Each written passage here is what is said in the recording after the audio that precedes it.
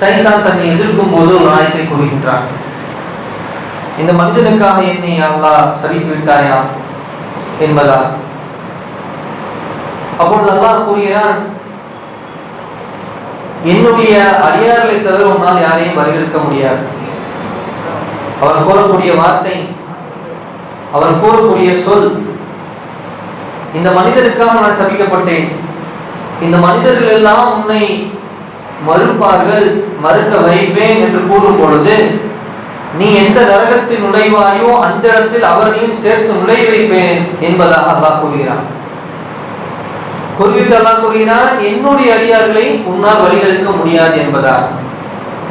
கண்ணியமானவர்களே, இன்று நாம் பார்க்கக்கூடிய தலைப்பு, அந்த என்னுடைய அடியார்கள் யார்? அந்த என்னுடைய அடியார்கள் எந்த விஷயத்தில் தெளிவு பெற்றவர்கள்,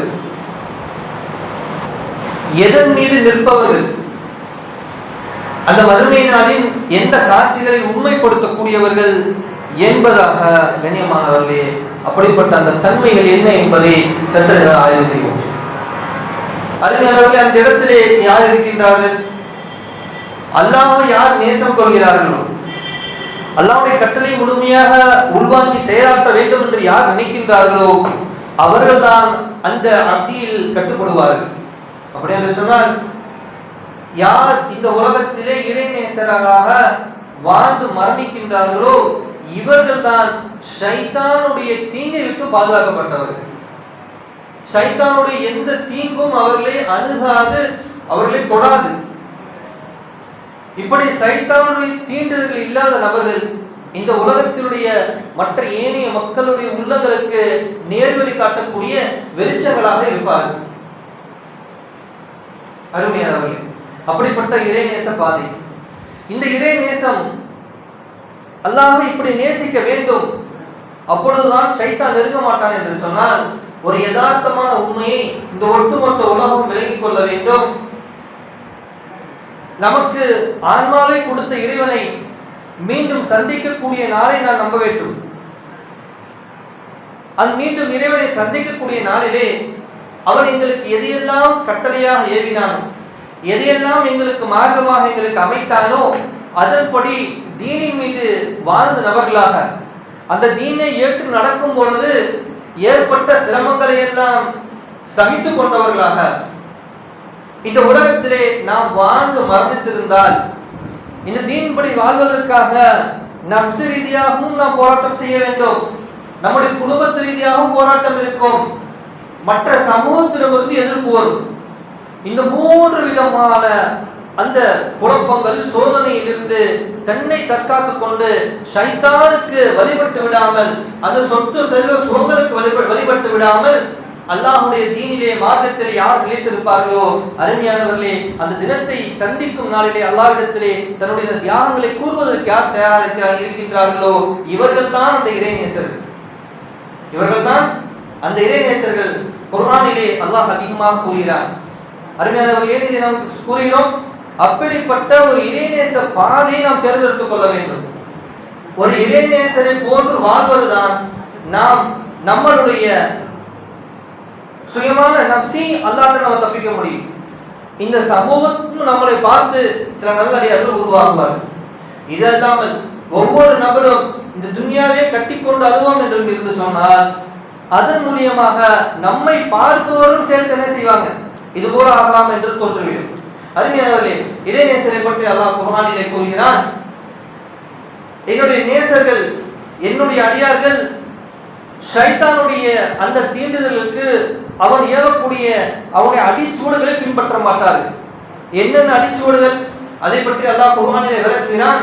நபியே, இந்த ஷைத்தான் இருக்கின்றானே, உங்களை மதுவின் மூலமாக, மாதுவின் மூலமாக, சூதாட்டத்தின் மூலமாக உங்களை வழிகெடுக்க விரும்புகிறான். இந்த இசையின் மூலமாக உங்களை வழிகெடுக்க விரும்புகிறான்.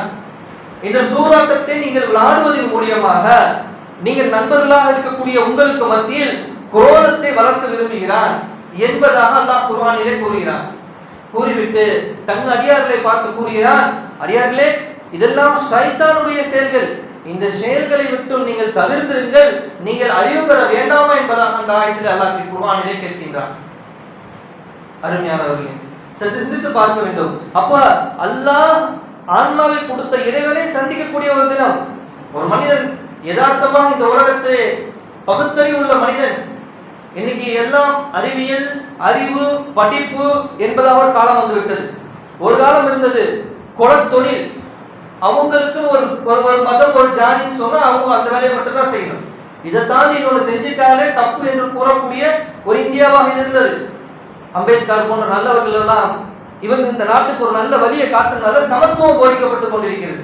சில சனாதனத்தை விரும்பி கொண்டிருக்கிறார்கள்.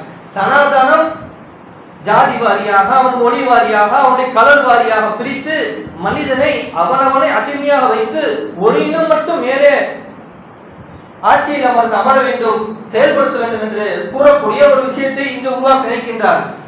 அருமையானவர்களே, அல்லாஹ் கூறினார், இந்த ஷைத்தானின் அடிச்சூடுகளை நீங்கள் பின்பற்ற வேண்டாம். அல்லாஹ்வை சந்திக்கும் தினத்தன்று இந்த இறைவன் இந்த ஆன்மாவை யார் கொடுத்தானோ அந்த இறைவனை சந்திப்பேன் என்று ஒவ்வொரு மனிதனும் முதலில் அஞ்ச வேண்டும். சந்திக்கும் தினத்திலே அவனுடைய நேசனாக நான் இருக்க வேண்டும் என்று ஆசைப்பட வேண்டும். அந்த நேசம் வர வேண்டும் என்று சொன்னால் அவன் எங்களுக்கு என்ன கட்டளை இட்டான் என்ற வேதங்கள் எடுத்து நாங்கள் படிக்க வேண்டும். வேதங்கள் என்று சொன்னால் குர்ஆன் மாத்திரமல்ல, இதற்கு முன்பாக மூசா நபி அலைஹிஸ்ஸலாத்து வஸலாம் வேதம் இறக்கப்பட்டது, ஈசா நபி அலைஹிஸ்ஸலாத்து வஸலாம் வேதம் இறக்கப்பட்டது. இந்த கூறக்கூடிய இந்துக்களுக்கு மத்தியிலும் வான் வேதங்கள், சில ஏடுகள் இறக்கப்பட்டது. ஆனால் அதில் எது உண்மை? அதில் மனித கரங்கள் எத்தனை திருத்தப்பட்டது. அதன் மூலியமாக அந்த சமூகத்தில் சிலரை அடிமையாகவும் சிலரை உயர்த்தியும் அவர் எழுதி வைத்திருக்கின்றார்கள். இது எல்லாம் ஒவ்வொரு காலகட்டத்திலும் ஒரு நபிக்கு பிறகு அந்த நபி இருக்கும் வரை சரியாக இருப்பார்கள். அவருடைய மரணத்திற்கு பிறகு சில 100 ஆண்டுகளுக்கு பின்பாக அந்த தீனை மாறிக்கொண்டிருக்கும்.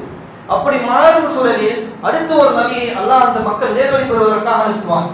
இப்படியாக ஆதம் அலைஹிஸ்ஸலாம் தொட்டு இப்ராஹிம் அலைஹிஸ்ஸலாத்து வஸலாம், ஈசா நபி அலைஹிஸ்ஸலாத்து வஸலாம், மூசா நபி அலைஹிஸ்ஸலாத்து வஸலாம் என்பதாக இறுதி நபியாக நம்முடைய தூதர் முஹம்மது ஸல்லல்லாஹு அலைஹி வஸல்லம் அவர்கள் வந்தார். அல்லாஹ் எதை விரும்புகிறார்? எதற்கு உன்னை படைத்தான்? அல்லாஹ் உன்னை படைத்ததின் நோக்கம் என்ன? அல்லாஹ் கூறுகிறார், அல்லாஹுஸ் ஸமத், அடியானே நான் தேவையற்றவன், நான் தேவையற்றவன். ஆனால் உங்களிலே யார் என்னை நோக்கி நெருங்கக்கூடிய அடியார்கள், உங்களிலே யார் அழகிய அமல்கள் செய்யக்கூடியவர்கள் என்பதை பார்ப்பதற்காக மாத்திரம் உங்களை நான் படைத்திருக்கிறேன் என்பதாக அல்லாஹ் கூறுகிறார். அல்லாஹ்வை எதிர்க்கக்கூடிய மக்களை பற்றி அல்லாஹ் கவலை இல்லை. அல்லாஹ்வுடைய தீனே இல்லை என்று புறக்கணிக்கக்கூடிய, இட்டுக்கட்டக்கூடிய, பொய்ப்படுத்தக்கூடிய, அவதூறுகளை பரப்பக்கூடிய இந்த நபர்களை பற்றியோ இப்படிப்பட்ட அரசாட்சிகளை பற்றி அல்லாஹ்விற்கு எதுவும் இல்லை. என்னுடைய அடியார்கள் யார்? அந்த சிலரை பார்ப்பதற்காகவே அல்லாஹ் விரும்புவதாக சூரா காஃபில் அல்லாஹ் பேசுவான். எனவே அடியார்களே, அப்போ ஒரு மனிதன் இந்த ஆன்மா எங்கிருந்து வந்ததை சிந்திக்க வேண்டும். அப்ப வேதம், இந்த வேதங்களில் எது உண்மை என்பதை அறிய வேண்டும். இந்த வேதங்களில் எது உண்மை எடுத்து படிக்க வேண்டும். அருமையானவர்களே, நான் மட்டுமல்ல, நான் இங்கு வரப்போ ஓதிப்போ சொல்றேன், ஒரு வேதங்களை சென்று படியுங்கள். இதே வேதங்கள் வானிலிருந்து வந்ததுதான், இதுதான் நமக்கு எல்லாம் உண்மை. ஒரு காலத்தில் உங்களுக்கு இறக்கப்பட்டதான் கையில வச்சிருப்பீங்க, படித்து பாருங்கள். இறைவன் பேசுவான். குர்ஆனிலே அல்லாஹ் என்ன பேசுகிறார்? காஃபிர் குறைஷிகள் நபியிடம் வந்து கேட்டார்கள், அல்லாஹ் நமக்கு என்ன செஞ்சிட்டான், அல்லாஹ் யார் என்பதாக. பெருமானார் ஸல்லல்லாஹு அலைஹி வஸல்லம் அவர்களுக்கு அல்லாஹ் ஒரு நீண்ட ஒரு ஆயத்தை இறக்குவான். நபியே, அந்த காஃபிரிடத்திலே நீங்கள் கூறுங்கள், அல்லாஹ் யார் என்றா கேட்கின்றார்கள். அவங்களுடைய அற்பமான ஒரு விந்து துளி அவனுடைய தந்தையின் முதுகு தண்டிலிருந்து அவன் தாயின் வயிற்றுக்குள் செலுத்தினார். செலுத்தியதுதான் அவர்கள் செயல். அந்த கருவறையில் நீங்கள் எவ்வாறாக இருக்க வேண்டும், உங்களுடைய உடல் அமைப்பு, உங்களுடைய உருவம், உங்களுடைய குரல் பலம், உன்னுடைய அறிவு, ஆற்றல், நீ ஆனா பெண்ணா, எல்லாம் எப்படி இருக்க வேண்டும் என்பதை அந்த இறைவன் தீர்மானித்தான். அவன்தான் இவர் இறைவன் என்பதை கூறுவோம் என்பதாக அல்லாஹ் குர்ஆனிலே கூறுகிறார். மேலும் அல்லாஹ் கூறுகிறார், நபியே, கார் மேகம் வந்துவிட்டால், மழை பொழியக்கூடிய மேகம் வந்துவிட்டால், இவர்கள் துள்ளி குதிக்கின்ற சிறார்கள் எல்லாம் அந்த மழை வரக்கூடிய அந்த முதல் காற்று ஒரு அழகான இதமான ஒரு வாசனை, மண் வாசனை கொண்ட ஒரு காற்று அடிக்கும் போது மனித உள்ளங்கள் எல்லாம் குளிர்கிறது. அந்த மழையை அனுப்பக்கூடியவன், அந்த மேகத்தை அனுப்பக்கூடியவன், அந்த காற்றை அனுப்பக்கூடியவன் யார்? நபியே கேளுங்கள். அந்த மேகத்தை இவர்கள் மீது இழுத்து வந்து மழையாக பொழிய வைத்தது யார்? கேளுங்கள் நபியே. பதிலுண்டா? அருமையானவர்களே, கூறிவிட்டு அல்லாஹ் கூறுவான், அதை செய்தது அல்லாஹ் அவர்களுக்கு கூறுங்கள். சரி, மழை பொழிந்து விட்டது. அந்த மழை பொழிந்த பிறகு அந்த மலையிலிருந்து அந்த பூமி விளைச்சல் பெற்று வெளியே வருகின்றது. ஒவ்வொரு பூண்டும் செடியும் மரமும் அதை அப்படியாக வெளியாக்கியவன் யார்? நபியே கேளுங்கள். அல்லாஹ். சொல்லுங்கள் நபியே, இவன் தான் அல்லாஹ் என்பதாக கூறுங்கள். எனவே அருமையானவர்களே, இப்படி அல்லாஹ் தன்னை பற்றி ஏராளமான இடங்களில் பேசியிருக்கிறார். குர்ஆனில் மட்டுமல்ல பைபிளிலும் அல்லாஹ் பேசுகிறான், இன்ஜில் தௌராத்திலும் அல்லாஹ் பேசுகிறான். ஆனால் அதற்கு பின்பாக ஷைத்தானால் தீண்டப்பட்ட சில உலமாக்களின் மூலியமாக அவையெல்லாம் அழிக்கப்பட்டு ஏதோ ஒரு குறிப்பிட்ட கூட்டம் மட்டும்தான் அந்த வேதத்தை தொடரும் என்பதை அவர்கள் மாற்றிவிட்டார். இந்த இருக்கக்கூடிய இந்து சாயக்கூடிய இந்த இவருடைய வேதம் முதற்கொண்டு. எனவே அருமையானவர்களே, இறை நேசர்களாக இருந்தால் மட்டும்தான் அல்லாஹ்வை நாம் என்ன செய்ய முடியும்? அல்லாஹ் குர்ஆனில் கூறினார் அல்லவா, என்னுடைய அடியார்களுக்கு சைத்தானை உன்னால் தீண்டு தர முடியாது. ஒருவேளை அல்லாஹ்வுடைய அந்த அடியார் பட்டியலில் நாம் வந்துவிட்டால் நமக்கு என்ன கிடைக்கும்? என்னதான் எங்களுக்கு பலனை கொண்டுதானே மனிதன் இயங்குவது. அல்லாஹ் கூறுகிறார், லா ஹவுஃபுன் அலைஹிம் வலா ஹும் யஹ்ஸனூன். அவர்கள் மறுமை நாளிலே கவலைப்படவும் மாட்டார்கள், துக்கப்படவும் மாட்டார்கள். கவலையும் துக்கமும் எதை கொண்டு வரும்? கவலை கடந்த காலத்தை நினைத்து வரும். அவன் உலகத்திலே வாழ்ந்த வாழ்க்கை என்று கவலைப்படுவான். துக்கம் என்பது அடுத்து எனக்கு அல்லாஹ் என்ன தீர்ப்பளிப்பான், சொர்க்கமா நரகமா? ஒரு பக்கம் சொர்க்கம், ஒரு பக்கம் நரகம் கொதித்து கொண்டிருக்கும். எனவே அருமையானவர்களே, இந்த காட்சிகள் இந்த நாளில் இந்த வெற்றியாக யார் ஆகுவார்களோ இவர்களுக்காக, இந்த நபர்களை பார்ப்பதற்காக தான் அல்லாஹ் ஒட்டுமொத்த உலகத்தையும் ஆக்கி அதிலே அனைவரையும் இயக்கிக் கொண்டிருக்கின்றானே தவிர மற்ற இந்த உலகத்திலே நடக்கக்கூடிய ஃபசாதுகள், அல்லாஹ்வை மறுக்கக்கூடிய இந்த கூட்டத்தார்கள், இவர்களை பற்றியெல்லாம் விஷயமே அல்ல. ஒரு முறை ஒரு வழக்கு கேட்டாங்க, அல்லாஹ், ஒருவேளை நீ படைச்ச இந்த உலகம், இதுல உள்ள மனிதர்கள் இவர்களெல்லாம் சேர்ந்து யாருமே உன்னை ஏற்கல, மறுத்துட்டாங்க, என்ன செய்வ? அல்லாஹ் கூறினார், சொர்க்கத்துல ஒரு பிராணியை நான் வளர்த்துக்கிட்டு இருக்கேன். இந்த ஒட்டுமொத்த உலகம், இந்த மக்கள் எல்லாத்தையும் சேர்த்து ஒரு நேரம் கவலை உணவு எடுத்து கொடுத்துருவாங்க என்பதாக அல்லாஹ் கூறுகிறார். ஒரு நேரம் கவலை உணவு, அவ்வளவுதான் அது. அப்ப அல்லாஹ் கிட்ட என்ன எவ்வளவு விஷயம் இருக்கு? அப்ப அந்த படைப்புக்கு முன்பாக, அல்லாஹ்வுடைய அந்த பிரம்மாண்டத்துக்கு முன்பாக அடியார்களாகிய நாம் ஒன்றும் இல்லை. எனவே அருமையானவர்களை நாம் புரிந்து கொள்ள வேண்டும், அல்லாஹ்வுடைய இறைநேசராக வாழ்ந்தும் மரணிப்பதுதான் நமக்கு வெற்றியை தவிர மற்றதை நமக்கு வெற்றி தரவே தராது.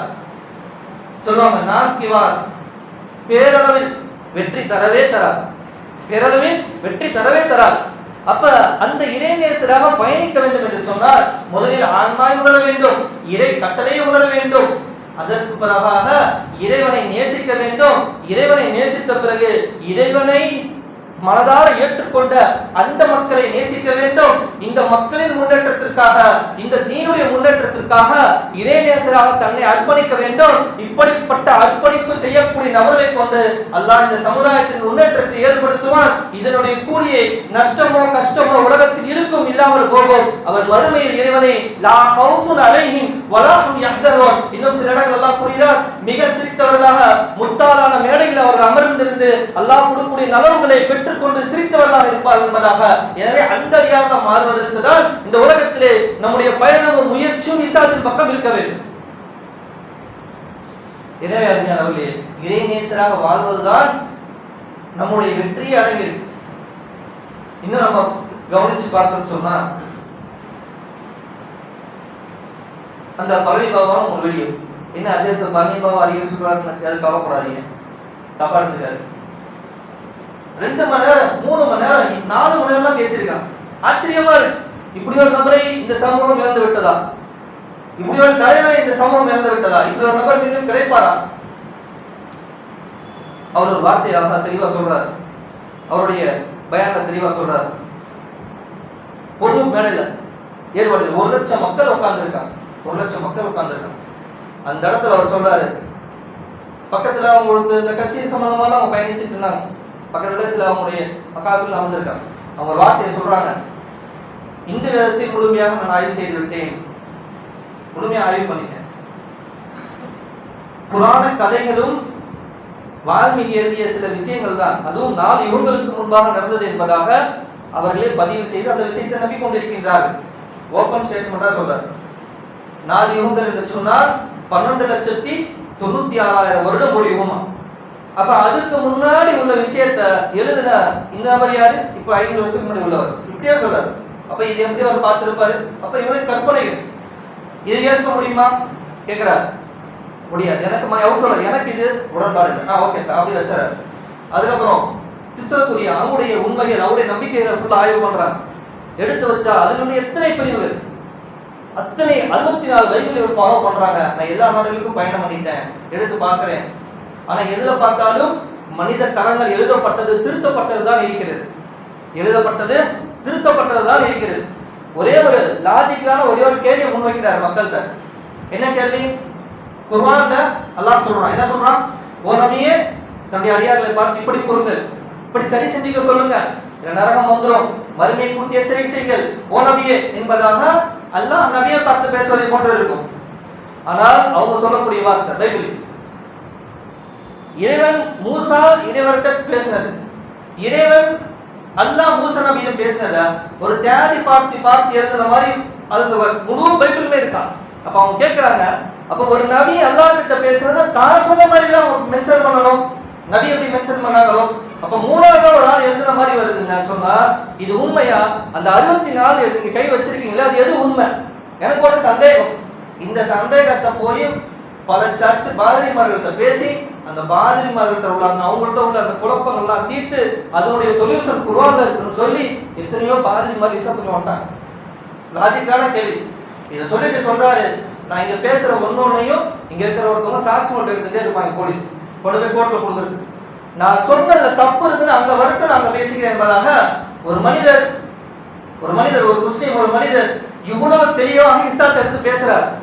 குர்ஆனை வச்சு பேசுறார். இந்த குர்ஆன் இங்கேயும் இதான் குர்ஆன், சவுதியில தான் குர்ஆன், அமெரிக்கால இதான் குர்ஆன், இதுல ஒரு வார்த்தையை மாறாது. எங்க நபிக்கு அல்லாஹ் கிட்ட கட்டளையை அது வரையும் எங்களுக்கு பதிவு செஞ்சு வந்திருக்கு என்பதாக பேசுறாங்க. அருமையானவர்களே, இங்க விலகக் கூடாது என்னவென்றால் அவரவர்களுடைய நம்பிக்கை அவரவர்களுக்கு. இவங்க ஆய்வு செய்து இது மனசு பொத்து வரதா குர்ஆன் நல்லா இருக்குது வா நான் கூப்பிடுறேன், இதுதான் நான் உழைப்பு செய்யறேன் என்பதா அதையும் சொல்லிவிட்டு அந்த மனிதன் சொல்லக்கூடிய வார்த்தை என்ன தெரியுமா? இதை நான் செய்வதன் காரணமாக சிலர் வெறுப்பு கொள்ளலாம், ஏன் இவருக்கு அடுத்தவர்களுடைய விஷயத்தில் இவருக்கு என்ன தலையீடு, இவர்களை பார்க்க வேண்டியது என்பதாக அவர் சொல்றாரு. இதை நான் செய்வது என் ரப்புக்காக, நான் ஹக்கில் இருக்கேன், அவன் பாத்தியில இருக்கிறான். நான் போய் எத்தனையோ பேருக்கு சொல்லி அவங்க இஸ்லாத்துக்குள்ள வந்துட்டாங்க, இஸ்லாத்தை புரிஞ்சுக்கிட்டாங்க. இதை சொல்லக்கூடிய தெம்பு திராணி தைரியம் அறிவு உங்கள்கிட்ட இல்ல, என்ன விடுங்க, அவனை புரிஞ்சு ஜெயில போடுறான் தூக்குல போடுறான், நான் சொல்லியே தீர்வு என்பதாக அவர் பேசுறார். அவர் உண்மையாலுமே அவங்க அத்தனை அவர் பேசக்கூடிய ஒன்று உடனே கோர்ட்டுடைய ஜட்ஜுடைய பார்வைக்கு போயிருவோம். அது எத்தனை வேலை இருக்கு எடுத்து போட்டு அவர் நிப்பாட்டி வச்சு கேள்வி கேட்பாங்க. நான் சொல்றேன், இது சம்பந்தமா நான் பேசியது ஒரு இந்து விஷயமா சம்பந்தமா தப்பு இருக்கா, அங்க வரட்டும், அங்கே அவங்களே வந்து படிக்க சொல்லி எப்படி இருக்கு நேரா இது சரியா வருதா, அறிவுக்கு ஒத்து வருதா, 4 யுகங்களுக்கு முன்பாக எழுதப்பட்ட ஒரு விஷயம் இங்க உங்க கற்பனை கெட்டு வருதா, அங்கே பேசி அவனே அங்கேயே நான் ஒத்துக்கொள்ள முடியும், அந்த அளவுக்கு நான் ஹக்கில் இருக்கேன் பேசுறாரு. அருமையானவர்கள், இது எங்க இருக்கு தெரியுது. அப்ப நாங்கள் ஒரு குர்ஆனை முழுமையாக பின்பற்றக்கூடிய நபர்கள் அல்லாஹ் மீது என்ன நேசம் வைத்தோம், பாசம் வைத்தோம், இந்த மக்களிடத்தில் எதை கொண்டு போய் சேர்த்தோம் என்பதை சற்று நாம் சிந்தித்து பார்க்கிறேன். அவர் சொல்றாரு, இதை நான் எழுதுனது என்னால தீர்ப்பு தான், பதில் சொல்ல போனா 7 வருஷம் தரணும் நடந்துமா, நான் பார்த்துக்கிறேன், நீ பயப்படாத, நான் பார்த்துக்கிறேன், என்னுடைய சப்ஜெக்ட். அப்படியே 2.25 மணி நேரம் ஒரு இடத்துல பேசுறாங்க. ஆச்சரியப்பட்டு போன சகோதரர், இது ஏன் பேசுறேன்னு சொன்னா அருமையானவர்களே, யார் இறை நேசர்களாக இருப்பார்களோ அல்லாஹ்வை நேசிப்பார்களோ அவர்கள் மூலியமாக தீன் வளரும், அது சொல்றாரு. நான் இங்க பேசுறதுனால எனக்கு நீங்க காசா கொடுக்க போறீங்க சொல்றாங்க ஸ்டேஜ், எவ்வளவு காசா கொடுத்துட போறீங்க, நான் இது அல்லாஹ்வுக்காக பேசுறேன், இதெல்லாம் இந்த மக்களுக்கு நான் எடுத்து வைக்க வேண்டிய செய்தி நான் சொல்றேன், உங்களால முடியல நான் செய்யறேன் என்பதாக கூறுகிறார். எனவே அருமையானவர்களே, அல்லாஹ்வுடைய ருசியை அல்லாஹ்வுடைய நெருக்கத்தை விளங்கியவர்கள் தீனிலே ஏதோ ஒரு இடத்துல அங்கமா இருப்பாங்க. எப்படி முழு உடம்புல கண்ணு காது கையை காது மூக்கு இருக்கும். இந்த தீனுடைய உழைப்பு, இந்த ஸ்ட்ரக்சரை உடனே விரும்ப மாட்டார்கள். எங்கோ தன்னை அர்ப்பணித்து ஒரு இடத்துல காலாவோ கண்ணாவோ மூளையோ செயல்படுவாங்க. அருமையானவர்களை கூறக்கூடிய செய்தி என்று சொன்னால், அல்லாஹ்வை நேசிக்க வேண்டும், நபியை நேசிக்க வேண்டும், இந்த சத்திய மார்க்கத்தை நேசிக்கக்கூடிய நபரை நேசிக்க வேண்டும். இதில் ஏதாவது ஒரு அங்கமாக இருந்து நம்முடைய உழைப்புகளை கொடுக்க வேண்டும். கொடுக்கலாம் இன்ஷா அல்லாஹ். சொல்லக்கூடிய சப்ஜெக்ட் இதுதான், இறை நேசர். அல்லாஹ்வை நேசிச்சாதான் புரியும். இந்த இறைநேசருடைய பாதைகளை பற்றி நான் பயணம் பண்ணா அவங்க ஃபர்ஸ்ட் யாரை எதிர்ப்பான்னு கேட்டா, நீ உலகத்துல சமூகத்தை மேல கொண்டு போன சிலர் சொல்லுவாங்க, இவன் எதிர்த்து நான் மேல போங்க, அவங்க ரசிக்கிறான். தனிப்பட்ட முறையில நமக்கும் அல்லாஹ்வையும் தொடர்பை துண்டிக்கூடிய நபரை யார் இருப்பான்னு கேட்டா, ஷைத்தான் தான் இரண்டாவது. முதலாவது நஃப்ஸ் இருக்கும். முதலாவதாக நஃப்ஸ் இருக்கும். அதை மிதித்துதான் நாம் என்ன செய்ய முடியும்? இறைநேச பாதையில் பயணம் பண்ண முடியும். எனவே அருமையானவர்களே, சொல்லக்கூடிய சுருக்கம், நாம் எல்லாம் இறைநேசர்களாக வாழ வேண்டும். குர்ஆனுடைய கட்டளைகளை உள்வாங்கக்கூடிய நபர்களாக அனுதினமும் தர்ஜுமா குறைஞ்சது ஒரு பக்கமாச்சும் படிக்கணும். நியூஸ் படிக்கிறோம் அல்லவா? அல்லாஹ் என்ன சொல்ல படிக்கிறது இல்லையா? நம்ம பள்ளியில் நடக்கிற விஷயத்தை சொல்றோம். மகரிப் பிறகு இங்க ஒருத்தவங்க பேசுறது, ஒருத்தவங்க உட்காந்து குர்ஆனை படிப்பார். குறைஞ்சது 10 ஆயத்து படிச்சிருவார். படிச்சுட்டு வெளியே வந்து என்ன சொல்லுவாங்க? அல்லாஹ் என்ன சொல்றாங்க அது சொல்லுவாங்க. அது சம்பந்தமான ஹதீஸ் என்ன விளக்குவேன். இவ்வளவு கருத்து இருக்கா? நம்ம மக்கள் எடுத்து பார்க்க வேண்டாமா? அருமையான இது போன்ற இங்க இருக்க எல்லாருமே மகரிப் முடிச்சு படிச்சுட்டு போனா அல்லாஹ் உங்களோட வச்சிக்க முடியுமா? உங்களால முடியுமா? யாருன்னா பேசிட்டு அப்படின்னு சொல்றீங்க. அல்லாஹ் என்ன சொல்றான் பாருங்க, நபி என்ன சொல்றாங்க பாருங்க, உலகத்தில் நடக்கிற அநியாயம் பாருங்க, எவ்வளவு முடிய போகுது பாருங்க. இதுதான் அடுத்து நடக்க போகுதுங்க. நம்மளால் அடக்கி வைக்க முடியாது இஸ்லாத்தை. எனவே அருமையானவர்களே, இறைநேசரை போன்று வாழ்வோம், அல்லாஹ்வை நேசிப்போம், அல்லாஹ்வுடைய மார்க்கத்தை நேசிப்போம். அந்த மார்க்கத்தின் மீது நாம் உறுதியாக இருந்து பயணம் செய்வோம். இந்த மார்க்கத்தில் ஏதோ ஒரு விஷயத்துக்கு நாம் நம்மளுடைய முழு நேர காலங்களை கொடுத்து இந்த சமுதாயத்தின் முன்னேற்றத்துக்கு நம்மளை அர்ப்பணிப்போம். அப்படிப்பட்ட வல்ல அல்லாஹ் நேசர்களாகவும் இந்த சமூகத்தினுடைய முக்கிய ஒரு அங்கமாகவும் அல்லாஹ் என்னையும் உங்களையும் கபூல் செய்து அருள்வானாக. வாஹிர் அல்ஹம்துலில்லாஹி ரப்பில் ஆலமீன். அஸ்ஸலாமு அலைக்கும் வரஹ்மத்துல்லாஹி வபரகாத்துஹு. ஸல்லல்லாஹு